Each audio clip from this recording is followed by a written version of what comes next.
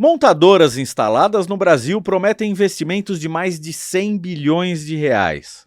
Isso significa, na teoria e na prática, novos carros e tecnologias mais eficientes nos futuros automóveis que serão produzidos no Brasil. Para destrinchar todos esses novos investimentos, nós convidamos hoje a jornalista Giovana Riato, editora-chefe do portal Automotive Business. A Giovana tem 15 anos de indústria automobilística. Ela vai contar tudo o que ela já viu e tudo o que vem por aí. Não saia daí.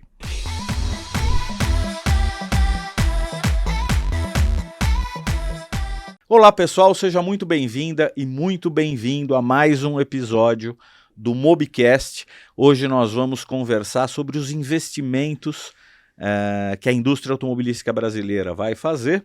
Mas antes disso, deixa eu te dar uma dica. Esse episódio é patrocinado pela revista Mobiauto. Você que curte novidades, serviços, tendências, lançamentos, tudo que rola no mercado automotivo, você acessa www.mobiauto.com.br/revista.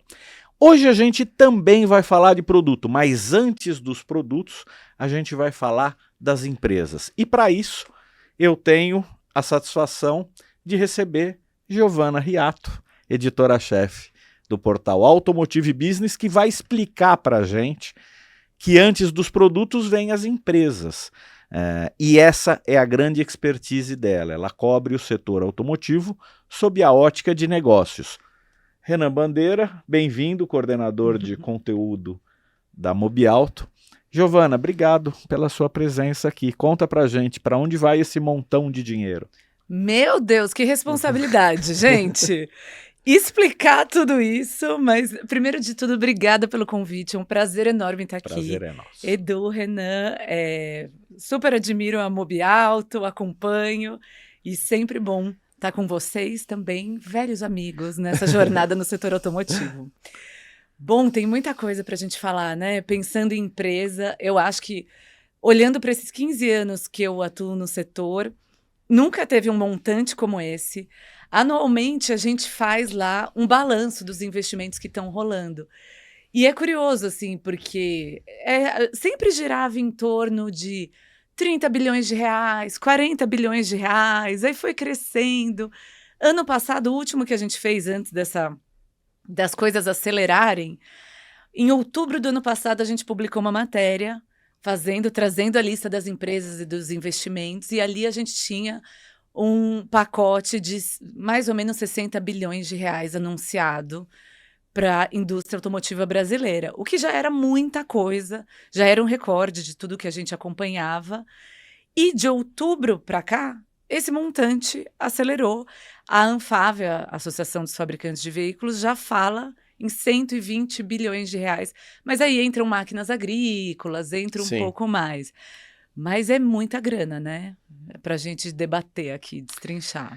Você acredita que esse investimento ele foi insuflado em função da chegada das marcas chinesas? E aí é verdade que você tem como parte desses 120 bilhões as cifras anunciadas pela BYD e pela GWM, ou a grande maioria dos investimentos servirá para combater essas marcas japonesas que estão parece chegando? Que a gente estava pensando com o mesmo neurônio, porque essa era a primeira pergunta que eu ia fazer. Muito bom! Eu acho que, com certeza sim, acho que tem alguns movimentos, né, que vão convergindo. Uma coisa muito interessante é que a gente está com esse volume recorde de investimentos em um momento em que o mercado não cresce, né? As vendas de veículos estão aí meio andando de lado, cresce um pouquinho ali, outro pouquinho aqui. Esse ano deve crescer um pouco, perto de 10%, mas é um mercado, não é um mercado grande, né? Mais ou menos 2 milhões de veículos por ano. A gente já teve quase o dobro disso. Quase 4, né? 2012 ou 2013, eu não lembro. 2012, saudoso ano de 2012 para o setor automotivo, né? Então, o mercado está fraco e mesmo assim tem muito investimento.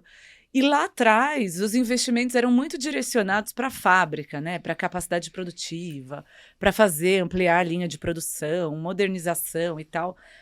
E agora esse investimento é muito em produto. Então, para o consumidor, para a gente que cobre, é um momento muito legal, né? Porque tá tudo muito direcionado, claro, as fábricas precisam se adequar para fazer esses produtos e tecnologias, mas é muito em desenvolvimento, é muito em trazer novas tecnologias, em eletrificação. Então, eu acho que o momento é muito curioso. E aí, pegando da pergunta que vocês dividiram o neurônio para fazer, eu acho que com certeza as chinesas deram uma acelerada, porque rola aquela dor de cotovelo, né? Você está aqui há 60 anos, há 70 Sim. anos, e de repente vem duas fabricantes chinesas. Que empurraram tecnologia goela abaixo, né? Exato, eletrificação e tudo mais. Num preço buscável, assim. Exato. E, por exemplo, a GWM, que anunciou investimento em janeiro do ano passado ainda, já chegou com o pé na porta, falando que vai colocar no Brasil 11 bilhões de reais Uau. até 2032. Tudo bem, é um prazo longo, tal, mas já cresce o olho de todo mundo, até do consumidor. Poxa, tá chegando com carro híbrido, prometendo elétrico, falando que vai investir um monte, vai produzir no Brasil. Comprou fábrica. A GWM, ela chega com 4 marcas, né? É porque, assim, fora do Brasil, lá na China, ela a BYD não, a BYD também, mas a GWM é vista como se fosse a Stellantis. Sim, E dentro ela da é uma Stellantis holding, tem né? Peugeot, Citroën, e ali vai ter da GWM, Tanque, Poer, e são várias outras. Agora, Ora, exatamente. Então, são várias. E a E Haval, Haval. que são várias as divisões. Só que aqui eles trabalham diferente. Onde GWM é a marca, e Haval é modelo, Ora é modelo, e trabalha dessa forma. Então, assim, embora fora sejam submarcas, aqui dentro são modelos. Uhum. E vai vir a Way, né? Way também é GWM, é uma marca, seria uma submarca de luxo, vem pra cá também. Muita coisa chegando. É muita coisa. Avalanche. Eu acho que as chinesas com certeza deram uma acelerada. Acho que também rolou isso de uma certa pressão governamental, né? Porque a gente tem essa questão regulatória, que é a política automotiva, o MOVER, que saiu no começo desse ano, né? No último dia de 2023, na verdade, para ser mais precisa, e vem sendo regulamentado, mas essa política industrial praticamente torna obrigatório a eletrificação, né? Precisa ter algum nível de hibridização para atingir metas de eficiência energética. Então, também, acho que por isso que nesses 4 meses de 2024, todo mundo saiu correndo, né? O que estava ali para ser definido, claro que essas negociações são longas dentro das empresas, com as matrizes e tal, mas o que estava um pouco em cima da mesa teve que ser definido e anunciado muito rápido. Eu acho também que nessa parte, eu acho que as empresas também estavam esperando sair, né? Falaram assim, vamos esperar para ver como vai ser o mover. Depois que sair, tiver tudo assinado, a gente fala o que a gente vai fazer aqui. Só que aí parece que virou uma guerra, porque cada montadora parecia querer entregar mais dinheiro do que a outra. Tanto que a Volks veio, fez um jogo de números ali, porque ela já tinha 7 bilhões investidos, aí investiu mais 9 e falou que era 16. E a Stellantis veio com um montante 30, absurdo, né? Era bizarro. Gente, 30 bilhões de reais é muita grana. Mas 2 bilhões na Argentina, né? Sim. Então, 32... Tudo bem que os 30 bilhões são divididos em trocentas marcas, né? Porque aí tem a Volks é uma só, e aí a Stellantis é Citroën, Peugeot, Ram, Jeep, Fiat. Se eu não esqueci de nenhuma. Acho que é isso. Então, isso. É uma divisão grande. Eu também tô tentando aqui. É tanta coisa que não dá. Eu imagino quem tá acompanhando, falando, burros, tá aqui, faltou essa, né? Tudo bem, gente, a gente tá aqui pegando no trampo. Comenta aí se faltou alguma. Por favor, estamos gravando no fim do dia, né? Exatamente, então... o cérebro já... Não, mas eu gostei do seu jeito de pensar, Renan, porque é isso, né? Se for ver, a Volkswagen tá aí com uma marca só, e a Stellantis... É um montante muito grande. Tá dividindo só pra todo Volkswagen, mundo. Né? E é engraçado porque eu acho que uma coisa que rola também é aquilo... Teve essa coisa do governo, tava todo mundo esperando, o governo faz uma pressão, então a gente precisa de mais eficiência, para dar espaço, as empresas vão ter que investir em tecnologia, mas também essa chantagem começa do outro lado, porque a própria Stellantis, em setembro de 2022, já começou uma história de que ela ia anunciar o maior investimento da indústria automotiva e de toda a história dela. E vinha aí, demorou mais, né, um tempão aí, quase, né, 1 ano e meio. E é isso, né? É um jeito de também falar para o governo: olha, eu aqui, também preciso dos meus incentivos ali Eu quero no investir, mas me Nordeste. ajuda. Eu vou investir, mas eu preciso de você. Então fica uma coisa, né? Essa dança de um lado, esse jogo de interesse que no fim... Porque essa taxação que foi imposta aos modelos híbridos e elétricos, a fim de atender, inclusive, a um período, entre aspas, de adaptação da indústria brasileira, por isso que foi criada essa taxação, ela pode não ter sido sentida agora, porque os percentuais ainda são relativamente modestos. Mas eles vão bater em 30 e poucos % daqui a pouco tempo, daqui acho que 1 ano, acho que meados do ano que vem, os híbridos e os elétricos já A taxação era muito curta, né? Os passos dela, né? Muito perto um do outro. O Sérgio Habib, da Jack Motors, tem uma teoria que toda vez que você muda radicalmente uma tecnologia, e ele conta até de outros setores, acho que vale a pena lembrar. Toda vez que você muda uma tecnologia, obrigatoriamente você tem novos players que passam a liderar aquele segmento. Então ele lembra quando a televisão preto e branco existia nos anos 70, você tinha marcas como Philips e Telefunken, que ninguém nem sabe mais o que é, que eram as líderes mundiais, de repente virou TV colorida, virou, sei lá, X, depois virou TV tela plana, passou a ser a Sony, depois a hora que virou plasma, LCD, viraram as marcas coreanas, LG, Samsung.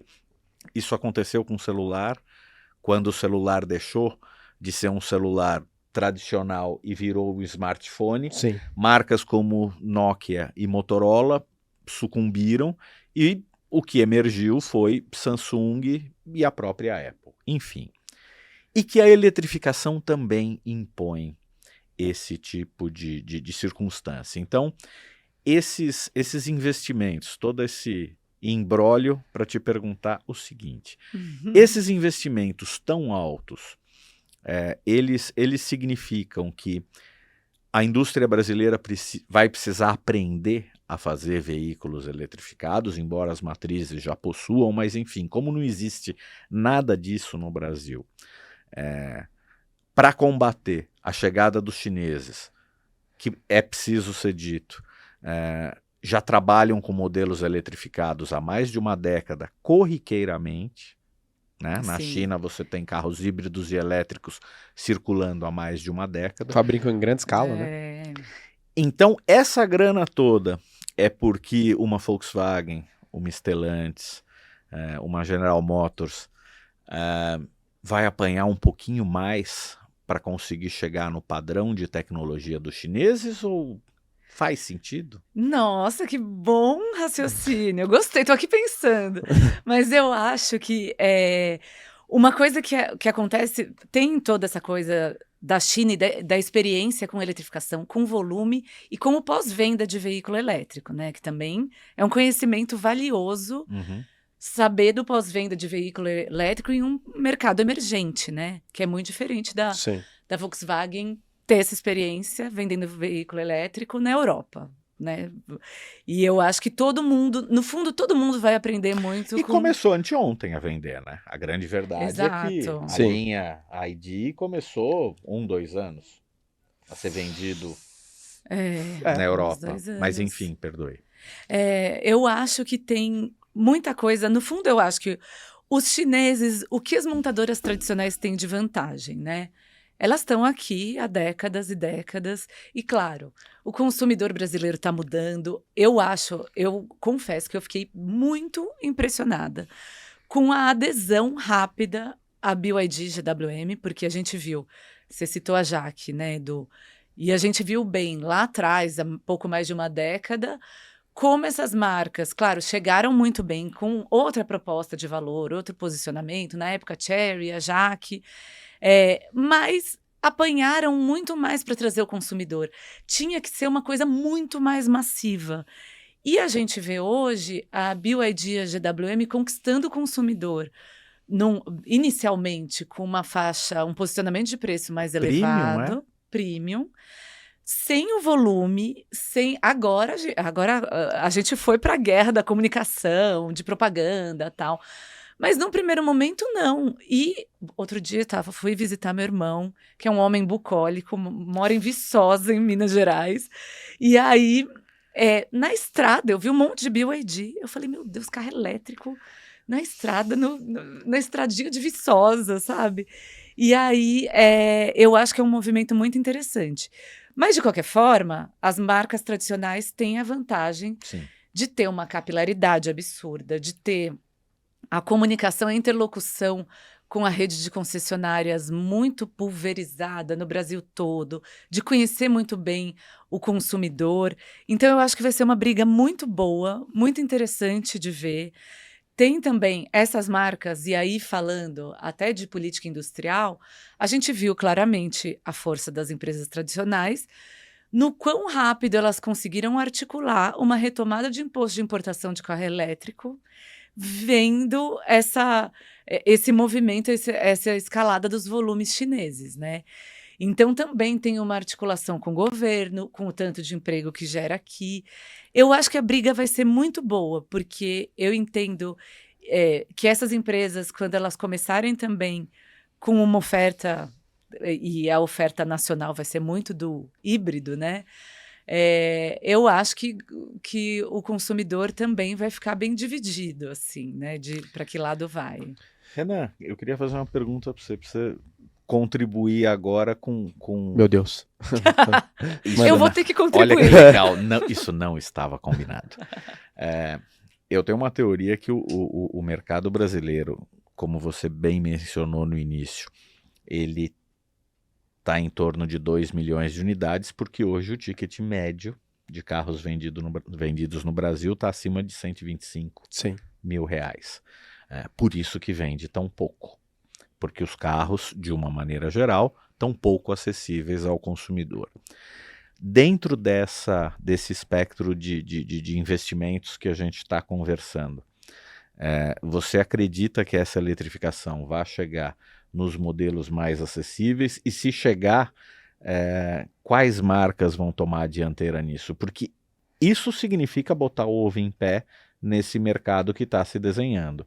Se amanhã você tiver um carro abaixo desse ticket médio, na faixa de 100 e poucos mil reais, que já traga um desses benefícios tecnológicos, isso tende a balançar as estruturas de mercado. Sim, é uma ótima linha de raciocínio. Eu não estava preparado para responder, mas assim, o que a gente acompanha no mercado, eu fui até um evento da Bright Consulting, que ela falou muito sobre eletrificação, e seja ela qual for, desde o híbrido leve até o carro elétrico de fato. E no Brasil, em 2030, basicamente a data em que se encerra esse ciclo de investimento da maioria das empresas, o Brasil vai ter basicamente 50% da frota em híbridos leves. Híbrido leve, para quem está em casa, é basicamente você tirar o alternador do carro, o motor de partida, você coloca o motor elétrico, que eles chamam de super alternador, uma bateria de baixa capacidade, e esse super alternador vai ajudar o carro nas partidas, assim, de farol, quando o carro estiver em velocidade cruzeiro. É uma forma barata de eletrificar o carro, embora muita gente não considere híbrido de fato. E atende às novas legislações ambientais. Sim. Exatamente. Então, assim, você consegue manter os motores que você tem atualmente em linha, porque aí você deixa de fazer um investimento muito alto, porque motor é caro, e você consegue manter eles em linha e de acordo com as emissões, que vão ficando mais rigorosas 25, 27, 29, 31. Então eles ganham mais um tempo para isso, e vai chegar nesses carros mais baratos, porque é uma forma barata de você da tal da eletrificação. Embora no bolso do consumidor ele não vai ter tanta diferença. Dá para comparar muito fácil os Caoa Chery Tiggo 5X e o Tiggo 5X Hybrid. Assim, a diferença é mínima, assim, sei lá, 0,4 km/litro. Assim, a diferença é muito pequena. Então, vai chegar para o consumidor, eu acho que de uma forma meio que obrigatória, mas vai ser uma forma das empresas conseguirem manter o que elas já têm no mercado de motorização, que é muito mais barato você eletrificar como híbrido leve do que trazer outros motores. E vai acabar chegando porque não vai alterar tanto o preço dos carros. A gente tem um Keystone aqui no Brasil, por exemplo, que é um híbrido leve, ele custa 130 e poucos mil reais. Sim. E aí é o que vai acontecer. Eu conversei com o Ciro Possobon, num evento da... Presidente da Volkswagen. Exatamente. Foi durante a apresentação do ID4, que eles estavam trazendo para o aluguel. E eu fui conversar com ele, abandonei a eletrificação 100% e falei, híbrido flex, como vai ser? E ele falou que vai ser basicamente escalonado, em que os veículos mais baratos serão híbridos leves, os de valor médio serão híbridos convencionais e os mais caros, híbridos plug-in. Então você entende como os mais baratos, Nivus, T-Cross, o novo SUV que eles vão lançar, e se hatch sedã estiver vivo até lá, serão esses carros, né? E o pensamento da Stellantis é o mesmo, com os Bio-Hybrid. Eles têm 3 tipos de eletrificação para híbridos, nesse caso, sendo que a de entrada para Pulse, Fastback, esses carros, Peugeot 208, por exemplo, vai ser leve também. Isso vai se estender em todas as outras marcas, exceto a Toyota, que o Yaris Cross já vai vir com um híbrido convencional. Quando a gente lembra que o carro elétrico puro, ele não tem vela, óleo, filtro, escapamento, câmbio, a simplificação em termos construtivos ela é chocante. A gente pensar que uma nova tecnologia pode ter uma construção tão simplificada. Isso deveria preocupar a indústria de autopeças em todo o mundo. O Brasil caminha muito mais para esse processo de hibridização. Você tem um trânsito muito privilegiado no segmento de autopeças. Só para explicar, a Automotive Business, aliás, www.portalab. Não, só automotivebusiness.com.br. Simbora, gente. Automotive Business, ela acompanha, então, ela faz a cobertura de todo o setor automotivo sob o ponto de vista de negócios. Então, ela analisa todos os elos da cadeia, todos os stakeholders envolvidos em indústria automobilística. E um desses segmentos que vocês fazem uma cobertura privilegiada é justamente o de autopeças. Dava para sentir esse receio com relação à chegada do carro elétrico, tipo, eu sou um fabricante de vela, eu sou um fabricante de rolamento, o que eu vou fazer da minha vida amanhã? E já houve um certo relaxamento, visto que o Brasil deve apostar muito mais nos híbridos. Você percebeu isso? Ah, com certeza, Edu. Eu acho que a indústria de autopeças existe ainda uma tensão, né? Uma coisa que é interessante, né? Olhando para a indústria, quando a gente olha em fornecedores do setor automotivo, é uma cadeia muito longa, né? Então, a gente tem os grandes fornecedores, empresas globais, Bosch, Continental, né? Empresas talvez tão endinheiradas quanto uma fabricante de veículos. Que aí está um pouco mais, né, segura e com muita grana para investir em pesquisa e desenvolvimento. Então, está um pouco mais calçada nesse processo e tem o que você falou, né? Os menores que vêm atrás, que às vezes estão até tão vendendo almoço para comprar janta, que nem conseguem fazer esse planejamento tão bem, né? De olhar para o futuro, como que vai ser. Então, eu acho que rolou essa coisa de... A euforia passou, né? Não vamos enlouquecer e ano que vem cancelar toda a produção, até porque a gente tem uma frota de 40 milhões de veículos rodando no Brasil, que dependem de uma série desses componentes, né? Então, eu acho que a euforia passou, mas o movimento do mercado é interessante, porque a gente começa, e nisso eu acho que o Brasil, a gente é sempre muito vira-lata, né? Mas essa regulamentação do mover é muito legal, porque a gente começa a olhar todo esse caminho, a direção que o mover dá, essa regulamentação que não mede só a emissão no escapamento, né? Mede primeiro do poço à roda, né, que é o que vai rolar agora, que é da produção desse combustível ou geração de energia elétrica, qual é a pegada de carbono.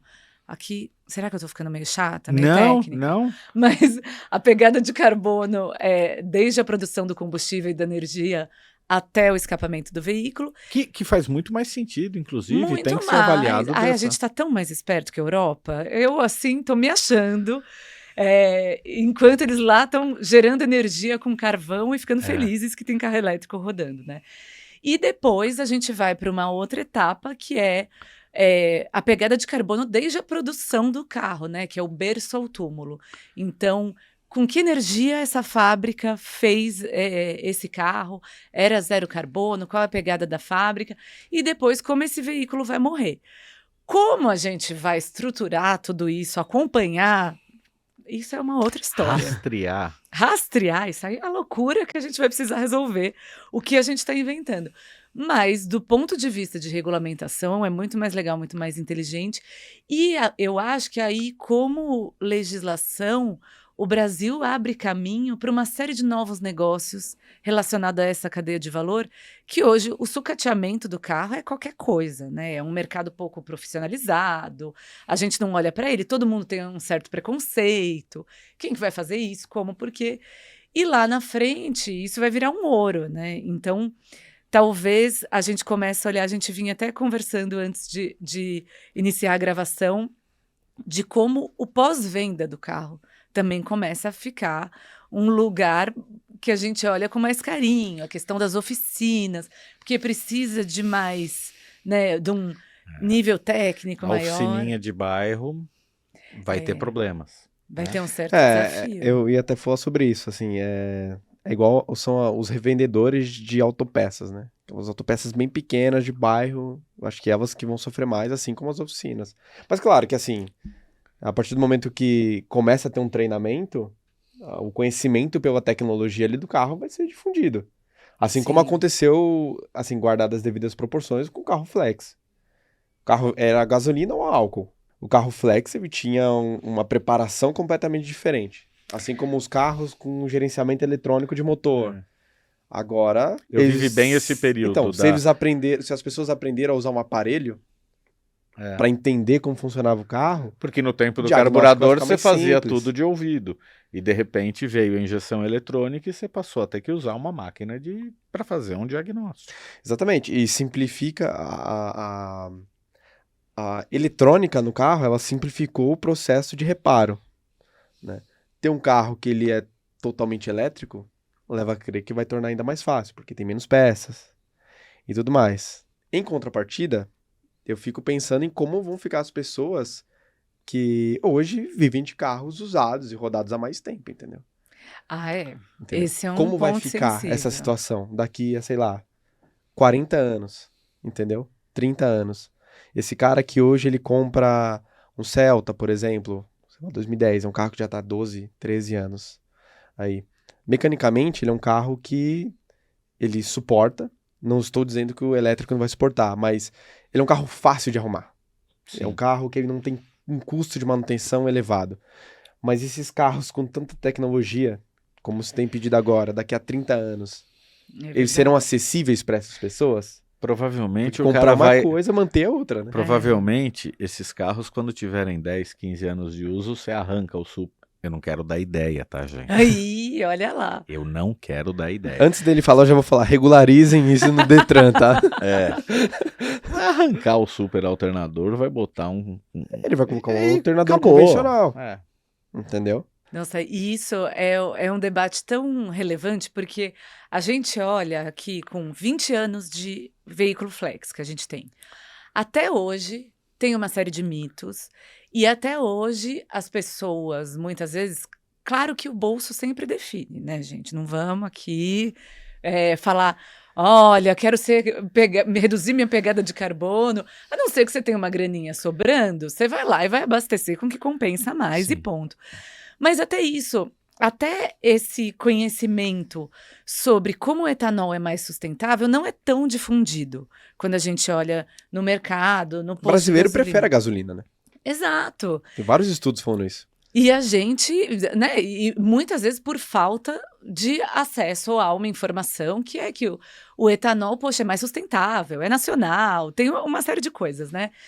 E aí, a gente teve 20 anos, e eu acho, assim, responsabilizo muito a indústria automotiva de também não ter trabalhado isso muito melhor lá. E hoje a gente está se matando para cumprir metas do governo, que o carro tem que sair com eficiência energética X da fábrica, e depois o consumidor vai pôr gasolina e, sei lá, um pouco dane-se como que vai ficar essa pegada de carbono. É.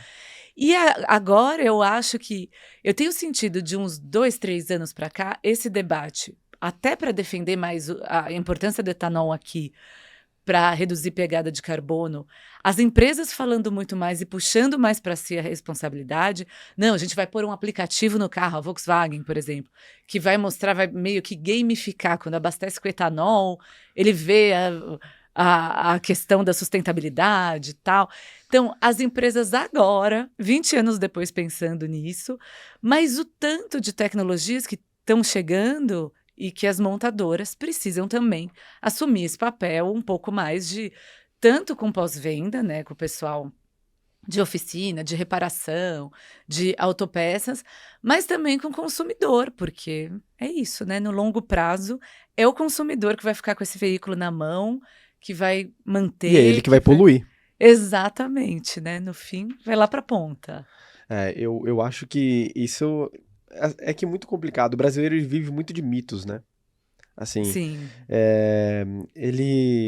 Se algum momento na vida do pai, do avô, um carro álcool deu problema, ou alguma coisa do tipo, ele vai levar isso historicamente na vida dele de que o álcool não é bom. É mesmo. E isso acontece muito. E a pessoa, ela se nega a comprar a usar esse tipo de combustível, assim como se nega a usar tal marca de carro. Isso assim, as pessoas vão levando esse rancor, assim. E eu acho que as pessoas, eu acho que as marcas, elas vão ter que dar como se fosse algum tipo de bônus, basicamente, para que isso se torne interessante. Sei lá, como o monitoramento da Volkswagen. Ela vai ir monitorando, vai dando pontos para a quantidade de litros que a pessoa abasteceu naquele carro durante um tempo e no final você ganha um desconto em comprar um carro novo, sei lá, alguma coisa assim. Para entender historicamente que aquilo é bom, entendeu? Mas vem cá, a pergunta é totalmente para provocar vocês, mas a gente já teve uma solução e que foi engavetada, que era inspeção veicular. Não é a maneira de você... Isso já dá coceira em quem está nos ouvindo. Não é a maneira de você... Não quero mais saber disso. De você verificar se aquilo que a fábrica homologou é o que está efetivamente acontecendo depois no carro na rua? Então, seria interessante que tivesse isso. Assim, não me xinguem, tá? Mas assim, se você faz um controle anual de quanto aquela pessoa gastou, que ela não paga o IPVA do carro no ano seguinte, entendeu? Não sei, assim, tem que dar algum tipo de subsídio. Assim como o governo dá pra empresa, tinha que ser passado pra ponta, pra última ponta, porque isso aí vai fazer a pessoa entender que aquilo que ela tá fazendo, embora se fosse muito mais fácil entender que ela tá sendo legal com o meio ambiente, mas a gente sabe que é complicado de uma forma geral, mas entender que aquilo que ela tá fazendo é bom, entendeu? Giovana, a gente mencionou aqui quase que em detalhes os planos da Stellantis, da Volkswagen, não falamos da outra grande montadora, que é a General Motors, que num primeiro momento, algum tempo atrás, com um discurso que vinha lá da matriz, eles pretendiam ir direto do motor a combustão para o elétrico. Indiscutivelmente foi um guide estratégico da empresa no momento que ela se reposicionava no mercado americano, depois da crise que viveu no final da década passada. Me parece que muito mais do que o discurso prevaleceu a prática. Ela já fala em carros híbridos também. O que a GM tem no horizonte dela nos próximos anos? Sim, vale dizer que a GM, de quem a gente citou, a gente falou de Stellantis, que tem essa dinheirama, essa montanha de dinheiro aí, mas dividida entre várias marcas. da Volks, que tem uma boa grana com uma marca só, e a GM está um pouco humilde aí perto das concorrentes, porque está com 7 bilhões de reais, né, que eles anunciaram recentemente, e é isso, né? É um pouco nebuloso, porque eles não se posicionam com clareza em relação à tecnologia. Eles não ajudam o jornalista, né? Não ajudam, gente. Conta pra gente. A gente quer levar informação, né?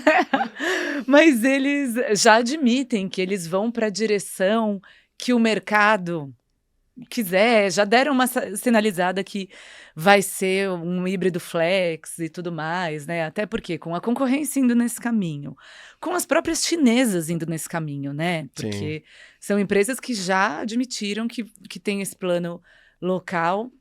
Então, eu acho que para se manter com relevância no mercado nacional, é muito difícil resistir a esse movimento. Mas uma coisa que é legal, a GM tem no Brasil, e se relaciona um pouco com aquilo que eu falei do começo, né? Que a gente nunca viu um movimento de investimentos tão focado em tecnologia.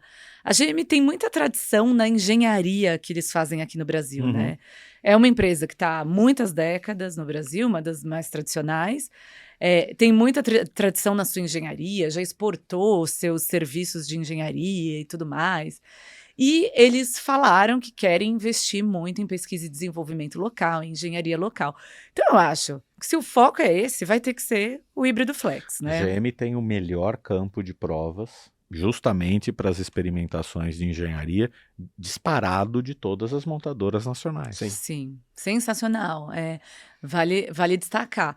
Claro que eu acho que, assim, a GM teve alguns anos um pouco mais indecisos aí com esse posicionamento só pelo carro elétrico e tudo mais, mas eu acho que é interessante, né, talvez voltar para esse caminho. Eu acho que foi legal, assim, no momento parecia que a GM, ela pensava não de forma global, ela pensava muito local, assim, nos Estados Unidos. Uma resposta para Tesla, parecia que era algo do tipo, assim. E aí, eu achei legal ela abrir os olhos para outros mercados, sabe?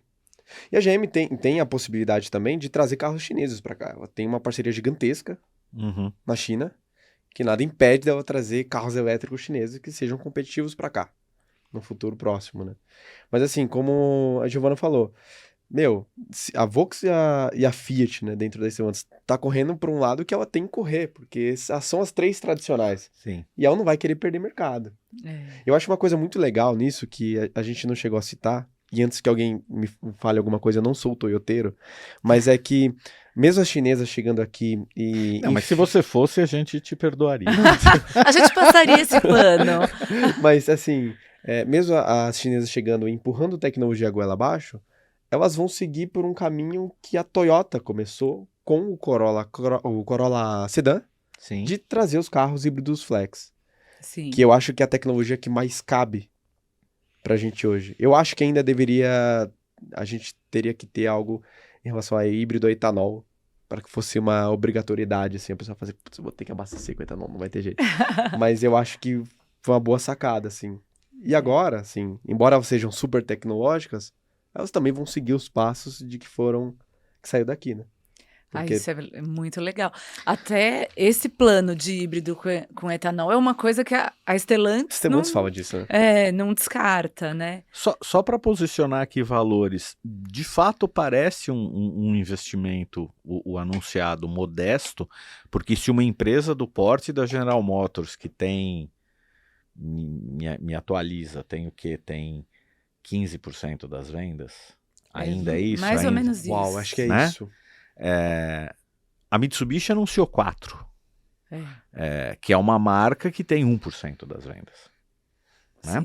Se uma Mitsubishi anuncia 4, uma General Motors, teria que ter um valor muito mais próximo à Volkswagen e à Stellantis, né? É verdade. E a Mitsubishi anunciou 4 e falou com muita clareza que fará um híbrido flex, né? Então, também tem essa vantagem, porque eu acho que essa questão a gente fica brincando, né? Que não ajuda jornalista e tudo mais, a gente sempre quer saber. Mas essa questão de uma falta de clareza em alguns posicionamentos, claro que eles sempre vão fazer mistério do produto, e é parte do jogo, é parte, né, de você esconder da concorrência, tem a questão dos investimentos em bolsa e tudo mais. Mas, assim, quando não tem essa clareza da direção que a empresa está indo, tal, eu acho que abre margem para uma certa incerteza até do consumidor, né? Porque fica, no fim das contas, o cara, antes de comprar um carro, vai dar um Google, vai ler na Mobiauto, vai ler na Automotive Business, Sim. eventualmente. E aí vai, né, a pessoa fica sem saber a direção.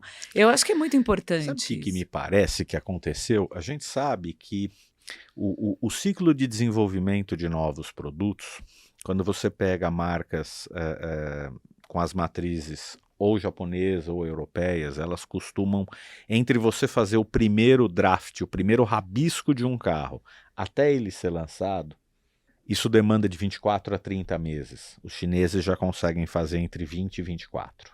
Eles são mais rápidos. Sim. Né? Então, um carro que está sendo lançado, um carro do zero, vamos supor que a GM vai fazer um novo carro compacto no lugar do Onix, do zero. Ela começa a desenhar esse carro hoje, e vai lançar esse carro daqui 2 anos e meio. Depois, o carro dura mais 7 anos, tem o facelift, dura mais 2 ou 3, enfim, os ciclos são mais ou menos esses. Se ela de fato acreditou lá na matriz que ela ia direto para o elétrico, aquilo que a gente deveria ter hoje, que seriam os lançamentos dos primeiros carros híbridos, e eu não digo nem só no Brasil, mas mesmo na matriz, esses carros não começaram o desenvolvimento lá atrás, porque ela estava justamente indo direto para os elétricos. Então, eu presumo que eles começaram o desenvolvimento dos híbridos um pouco atrasados com relação aos demais. Mas pode ser? Eu acho que entra aí a jogada do híbrido leve. Entendeu? Porque hoje, se a gente pega onde a Chevrolet atua e tem essa grande fatia de mercado, é Onix Plus e Tracker. É o que eles têm que vende bem.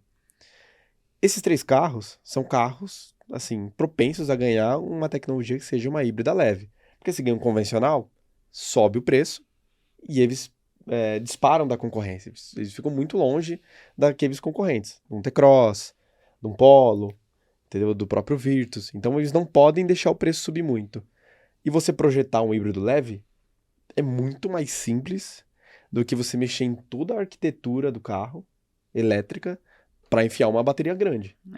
Entendeu? Então, assim, parece que eles testaram com o Bolt e falaram, deu errado, porque veio uma chuva de carro elétrico barato.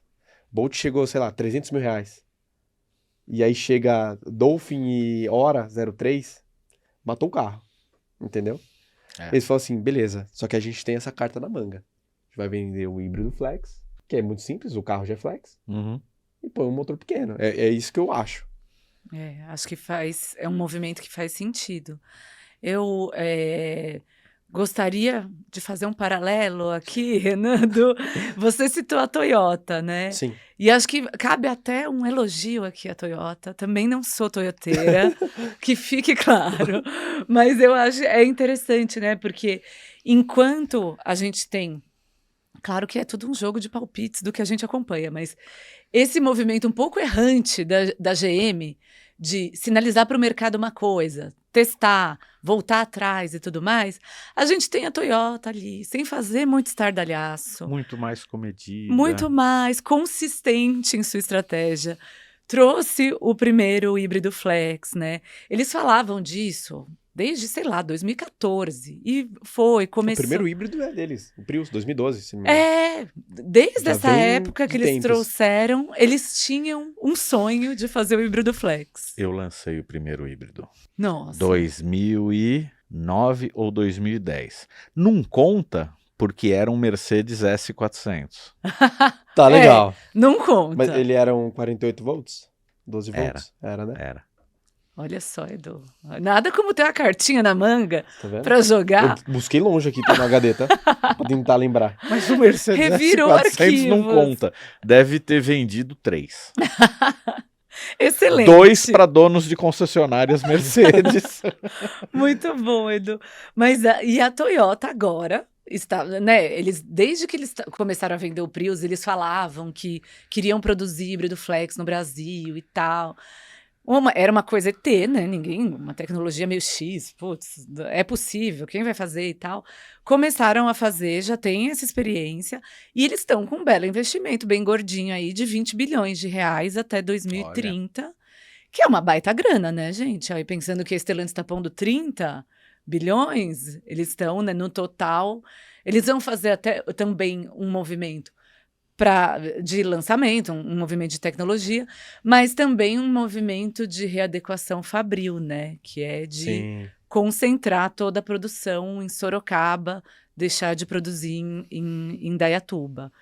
Então, mas é muito interessante, porque faz bem menos barulho que uma GM, por exemplo, mas tá lá, pondo uma bela grana. Eu acho que se a Toyota fosse uma pessoa, ela seria uma pessoa observadora. Porque ela olha tudo que todo mundo tá fazendo e fala assim, calma, gente, calma que eu daqui a pouco eu me posiciono.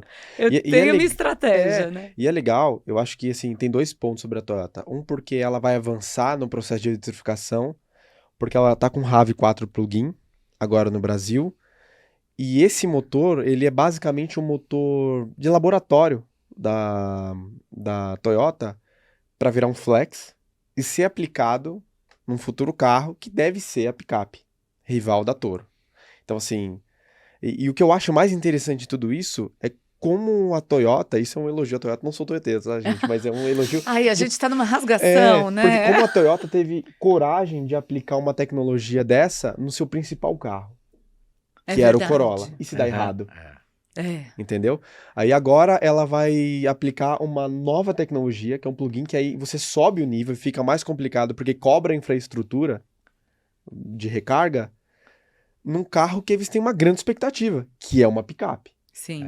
Então assim, você tem que ter coragem, entendeu? Não, e tem que ter esse punch aí pra sustentar. Exatamente. E é isso. E você não vê a Toyota falando nada.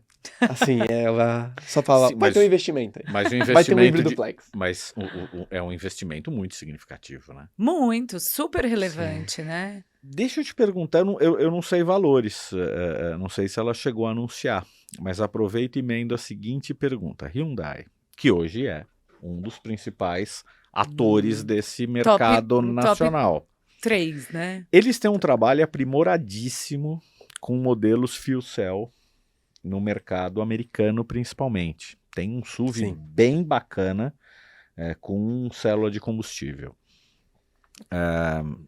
Tem alguma coisa anunciada por Hyundai no Brasil e que possa envolver um outro tipo de tecnologia como a célula de combustível?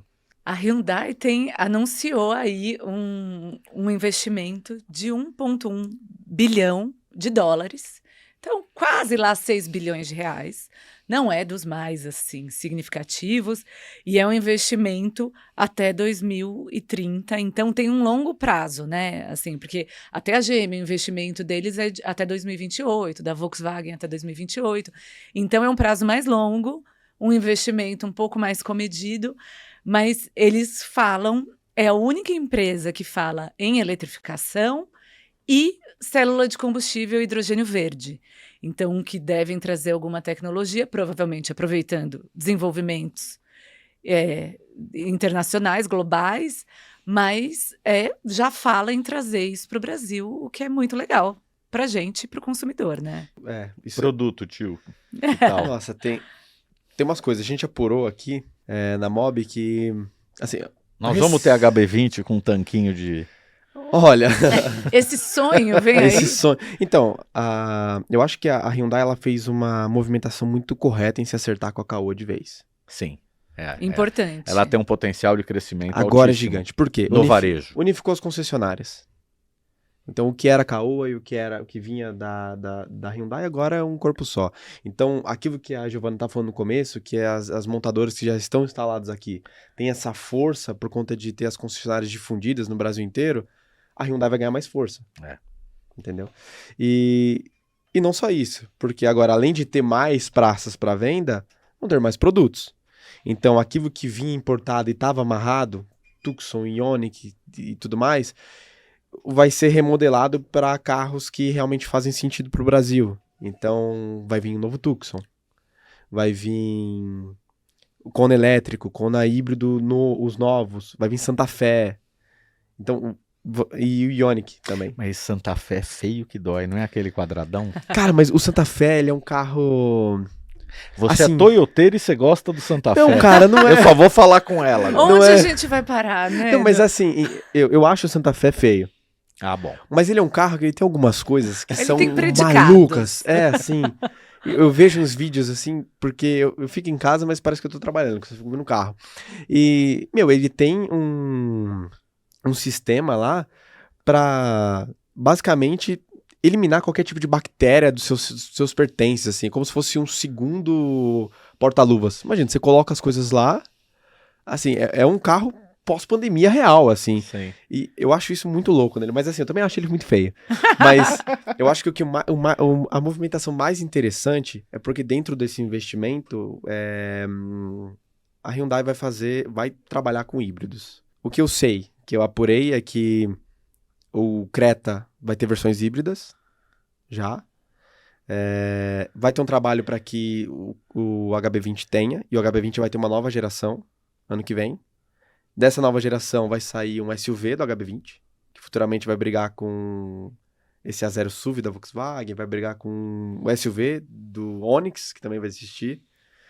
E assim, SUV, como a gente fala muitas vezes aqui, ele tem um valor agregado maior. As pessoas enxergam ele de uma forma diferente. Então a possibilidade de você encaixar um híbrido é mais fácil.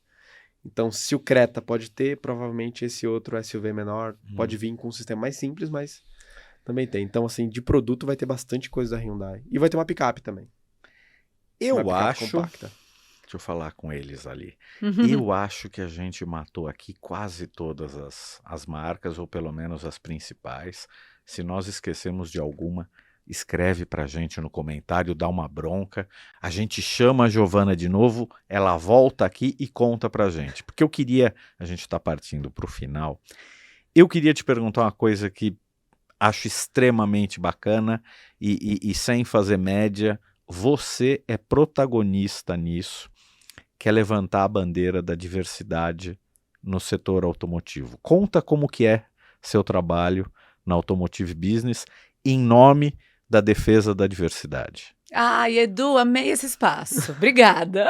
Não, mas é super merecido Excelente, porque excelente. você é protagonista nisso. Eu sei que saiu de dentro da sua cabecinha amarela boa parte do que tá sendo feito, mas conta pra gente. E é necessário. Claro. É necessário. Sim, obrigada, gente. Bom, a gente está falando de um setor. A decisão de compra do carro é absolutamente diversa, né? Muita influência feminina, mesmo quando o homem é que tem a propriedade do carro, mas também algumas marcas, por exemplo, a Nissan divulga esse dado, mais de metade das vendas já é direto para a mulher, né? A gente tem uma população brasileira mais da metade negra, enfim, né? O carro está aí para os seus múltiplos usos. Se a gente não tem um, a gente muitas vezes anda num Uber, num 99. Então, o uso do carro, a propriedade do carro é democrática nesse nível de recorte da nossa sociedade. E aí, existe esse incômodo no meu coração, no da Paula Braga, que é CEO da Automotive Business, que é por que quem pensa o carro, quem faz a engenharia, o pesquisa de desenvolvimento, a estratégia de venda, de marketing e tal, é um grupo tão masculino, tão branco, tão muitas vezes heteronormativo, enfim, né? É tão padronizado. E aí a gente começou um trabalho, já tem 7 anos, a gente pesquisa as empresas do setor automotivo para ver como está esse recorte. Quem são as pessoas que trabalham nessas organizações? Quem pensa o carro? Quem monta o carro? Quem vende a autopeça? Enfim, toda a cadeia de valor, não é só a produção do veículo, concessionária também. E aí a gente tem todos esses recortes no nosso site, automotivebusiness.com.br, tem lá em estudos. A gente divulgou agora, fim de 2023, a gente faz essa pesquisa a cada 2 anos, a última. Algumas boas notícias, por exemplo, a participação negra no setor automotivo vem melhorando muito, crescendo muito, e isso é muito legal e necessário, né? A participação feminina não sai do lugar. Só 20% de quem trabalha na nossa indústria são mulheres. Então, desde 2017, gente, precisamos melhorar isso. Mas é isso, né? No fundo, é tentar fechar essa conta, né? De quem compra o carro está representado em quem faz e pensa, né? Embora as conquistas ainda não sejam tão expressivas, acho que dá para dar o crédito a vocês. Porque vocês levantaram essa bandeira lá atrás e se alguma coisa tem evoluído é em função disso, do barulho que vocês fazem. Ai, obrigada, gente. Eu acho, assim, sem falsa modéstia, tem uma coisa, claro, eu acho que é um processo de sensibilização da sociedade, né? Um movimento, todo mundo tem pensado mais nisso. Mas também tem isso, né? A gente pensa, como a nossa audiência é muito quem trabalha no segmento, e o nosso leitor, muitas vezes está numa posição de liderança, tem a caneta na mão para tomar decisão, para contratar alguém e tudo mais. Quando a gente começou com esse movimento de fazer uma pressão mesmo, de conscientizar, mas também de falar, a gente precisa olhar para isso, né? E é muito interessante, a gente tem uma coisa que eu tenho um orgulho enorme, a gente é o primeiro veículo de comunicação do Brasil a receber o prêmio da ONU Mulheres por esse trabalho. Que legal. Bacana. De equidade de gênero. Inclusive, já convido a Mobiauto a assinar o compromisso pelos princípios de equidade de gênero da ONU. Vamos embora, gente? Bora. Vamos conversar depois, desligar o microfone. Mas acho que é super legal e vocês têm tudo para fazer essa assinatura, para divulgar tudo isso. E a gente influenciou muitas empresas do setor a fazer essa assinatura, a entrar com esses princípios. E eu tenho um orgulho enorme, né? A gente recebeu essa premiação, foi em 2021, estamos indo atrás de uma nova premiação aí. E sempre nos provocando também, porque eu acho que a partir do momento que esse tema começa a entrar na agenda das empresas, para onde a gente vai olhar? O que a gente precisa de transformação para quem trabalha nessa indústria? Tá melhor assistido, ter equidade de oportunidades e também para o consumidor estar melhor atendido com a garantia de que quem está pensando nas soluções são pares, né? Pessoas mais parecidas com quem consome. Muito legal, parabéns. Obrigada pelo espaço para falar disso. Não acabou ainda. Roda a vinheta do Conta pro Tio. Conta pro Tio. Eu não vou estragar a surpresa, eu vou te pegar. É um ping-pong. Tá palpitando aqui. É um ping-pong assim na lata. O primeiro carro que eu guiei foi o... Foi um Gol. Que Saudade. ano? Quando? Ai, um Gol. Putz, minha habilitação. 2000. Fica chato, né? Não, 2004. Você guiou dentro de um sítio quando você tinha 11 anos. Aquela coisa, ambiente controlado.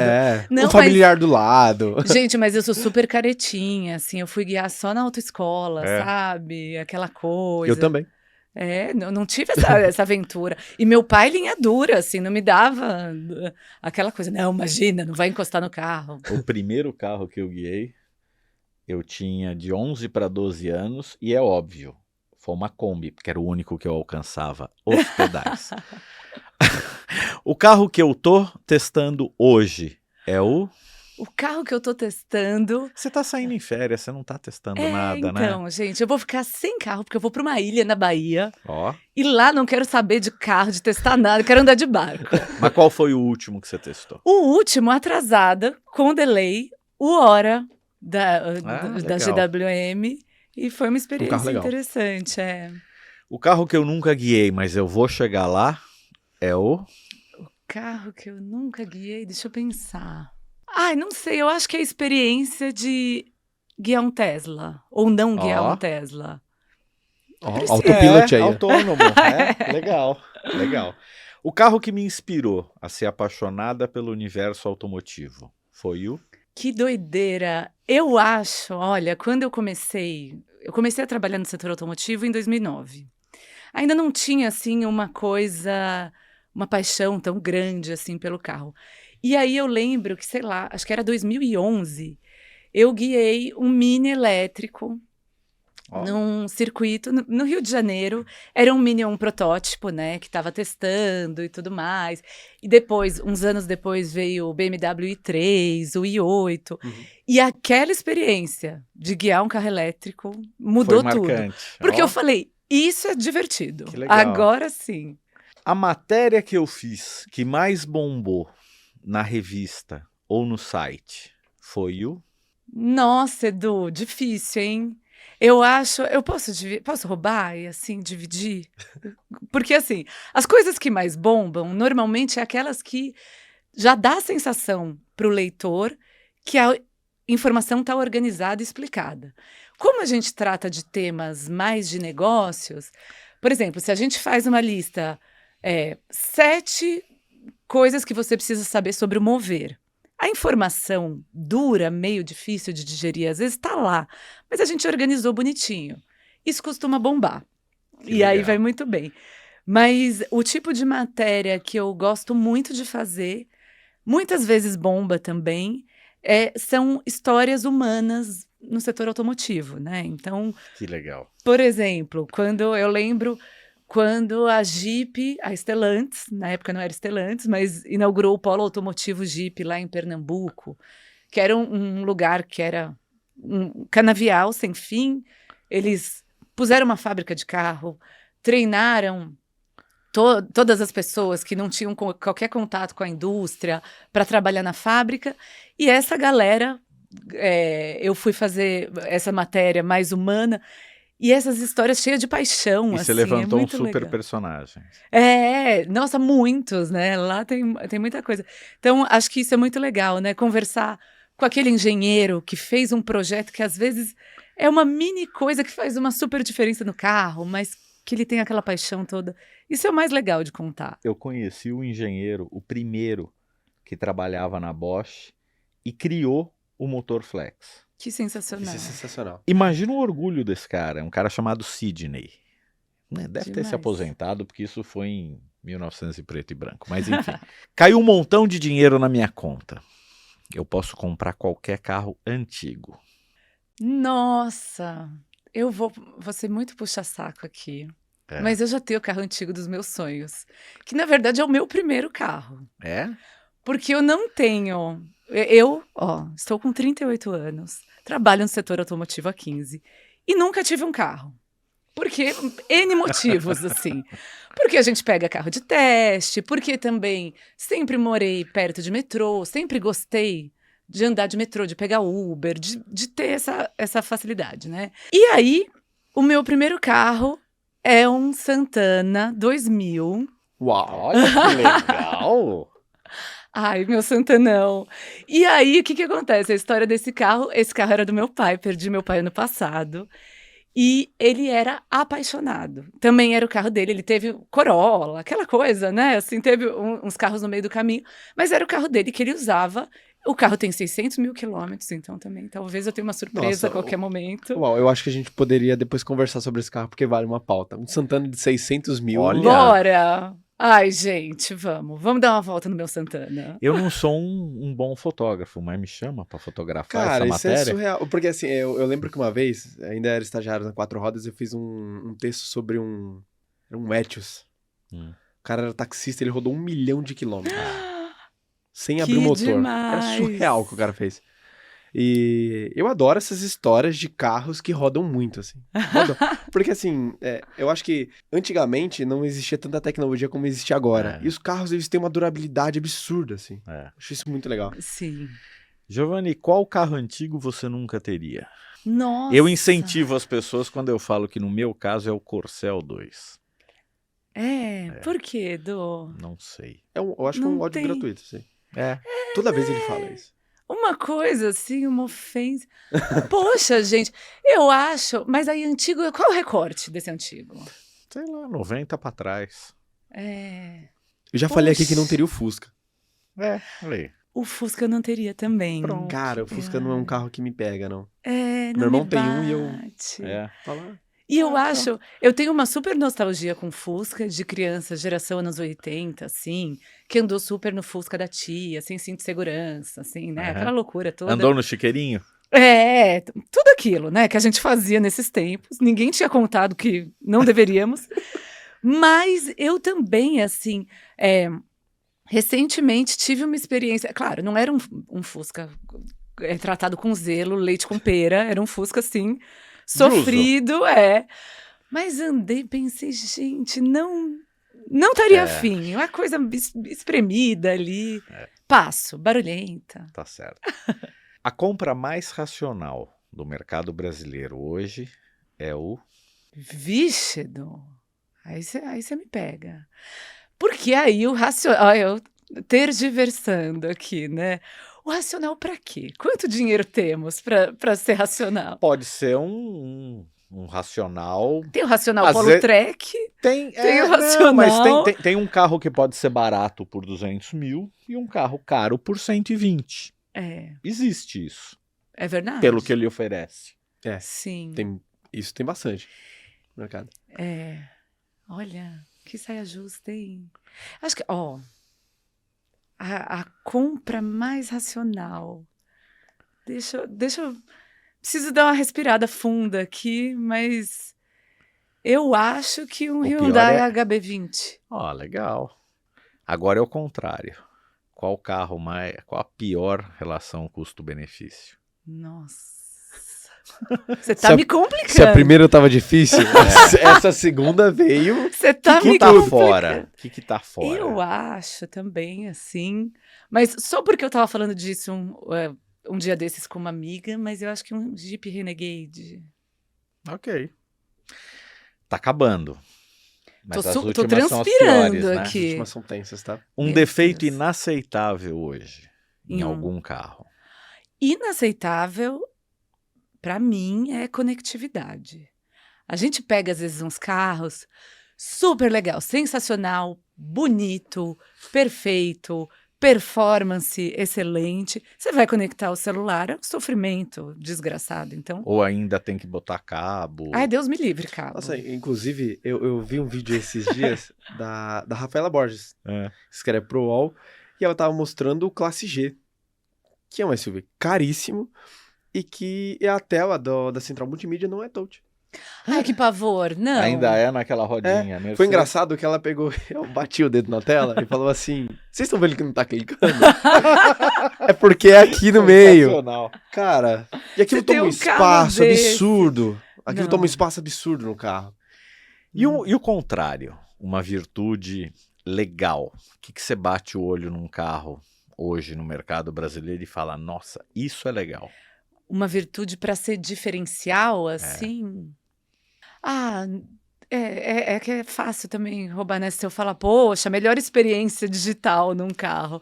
Mas eu acho que, de fato, assim, isso faz muita diferença no uso, no dia a dia. E quando tem uma fluidez, né? Quando a experiência digital acompanha a experiência que você tem no carro. Você tem uma boa ergonomia, você tem uma boa performance, o carro entrega e a experiência digital vai junto, assim. Você já chega fluindo. O que falta? Tá acabando. O que falta inventar num carro, Giovana? Tá difícil. Essa é tensa. Falta voar, mas já estão inventando, né? Então, acho que não dá para responder Mas eu acho que assim, enquanto não tiver registrado no INPE... A gente pode. A gente pode falar que dá. Falta voar. Cara, eu vou citar isso sempre como exemplo, fica a melhor resposta, a mais inusitada e que a gente não tinha a menor ideia. A Isadora da Quatro Rodas esteve aqui e falou, sabe o que falta inventar? Alguma coisa decente para você guardar a bolsa de mulher. Perfeita e maravilhosa. Não Isa sempre brilhando. Isa não erra. Não erra, não erra. Não é... Cara, eu vejo lá em casa, ela entra no carro, joga a bolsa, eu vejo isso da minha esposa, atrás joga do no meu banco. colo. Joga no colo. Joga no colo. Porque assim, não tem espaço.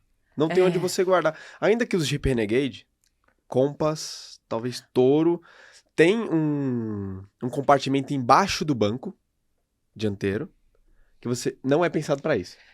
Mas você consegue esconder a bolsa, porque também tem esse risco. Tem a coisa de segurança. Tem a parte de segurança, você consegue esconder ali.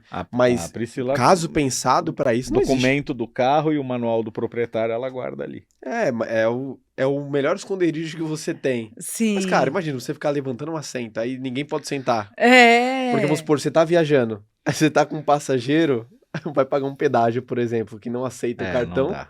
você vai pedir, você pode descer do carro, por favor, que eu vou tirar minha bolsa? Minha bolsa não dá. Não dá. Mas, ó, tá aí puxando a brasa pra minha sardinha também, a importância dos carros serem pensados mais por ter mais questão diversidade. da diversidade faz todo sentido. Faz diferença nisso. Até isso melhorou muito nos últimos tempos, mas eu acho que até regulagem do banco, da direção, dos pedais, porque obviamente a mulher tem uma estatura menor que a do homem, assim, Sim. geralmente, né? Tem mulheres mais altas, mas e o carro era pensado assim, com os pedais lá longe, o banco lá atrás, com uma regulagem mínima de profundidade, a coluna de direção fixa, ainda que melhorou nos últimos tempos, mas tudo isso tem que ser pensado. Se eu tivesse um Santana 2000, eu não sonharia com nada. Mas você sonha com algum carro? Poxa, eu acho que eu sonho mais com experiências com carro, né? Eu não sou uma pessoa, acho que até hoje, agora que eu sou a dona e proprietária de um Santana 2000, né? Orgulhosa proprietária de um Santana. Mas eu nunca fui muito, até por acompanhar muito setor, tal, do consumo do carro, assim. Nunca tive aquele sonho de consumo de carro. Porque eu acho que a gente tem esse privilégio, que é o acesso à experiência, né? Como jornalistas desse segmento. Então, acho que o legal é pegar carro, viajar ou tentar fazer um circuito ali na cidade, que você sempre faz, e ver as pequenas diferenças. Como é estar com esse Renault Kwid, como é com esse Volvo gigante elétrico e tal. Eu acho que são mais as experiências, assim, na minha cabeça. Giovana, eu levei bronca em casa, mas é exatamente o que você está contando. Eu tenho uma viagem a trabalho para o Rio de Janeiro amanhã, eu vou de carro. Mas você você tá ficando velho. Pô, pega uma ponte aérea, é muito mais fácil. Não. Que coisa mais legal do que ir de carro pro Rio de Janeiro, descer a Serra das Araras? Cara, Delícia. eu adoro viajar Maravilhoso. de carro. Eu adoro também o compromisso em avaliar aquele carro nas determinadas situações e passar para as pessoas o que elas vão encontrar se comprar aquele carro.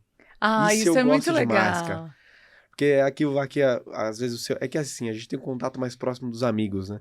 Mas o cara vem, eu tô testando no Honda City, por exemplo. Eu falo assim, e como é o Honda City? Cara, eu viajei com o carro é bom nisso, ele peca nisso. Mas olha, se você precisar de um carro pra isso, vai nele. Melhor Isso é muito legal. É demais, né? Que delícia de papo. A Beatriz tá quase dando uma porrada na gente, que a gente eu não já tô nem estourou olhando pra lá. Tempo, ainda bem que eu não tenho câmera aqui, não tenho tenho espelho. certeza que ela adorou o papo com a Giovana. Super obrigado. A gente adorou aqui a tua presença. Todas as informações que você trouxe. Esse pacote esse trabalho que vocês fazem na Automotive Business em favor da diversidade é belíssimo, é um case. Parabéns pelo prêmio, parabéns pelo trabalho. Que mais? Da minha parte. Só agradecer por você ter vindo. Obrigado, Giovana. Gente. Foi realmente um grande prazer. Contar da história desse Santanão. Meu Santanão. Obrigada, queridos. Foi um prazer enorme. Adorei o papo. Espero ter feito jus à grande responsabilidade que o Edu passou no começo do episódio. Comentem aí, pessoal. Quero saber depois, né, as opiniões. Não. E é isso. Valeu. Precisando de mim, tô baixando aqui na Mobi Alto. Boa. Vamos repetir. Gente, é isso. Mais um episódio do Mobicast hoje com Giovana Riato, da Automotive Business, vai chegando ao final. Ative o sininho aqui para estar sempre atento aos novos episódios do Mobicast, e a gente também está no Spotify. Exatamente. Com o sininho aí você vai receber as notificações do podcast e todos os outros conteúdos que a Mobi Alto faz. Legal, gente. Renan, obrigado. Giovana, obrigado. Semana que vem tem mais. Obrigado, gente. Até a próxima.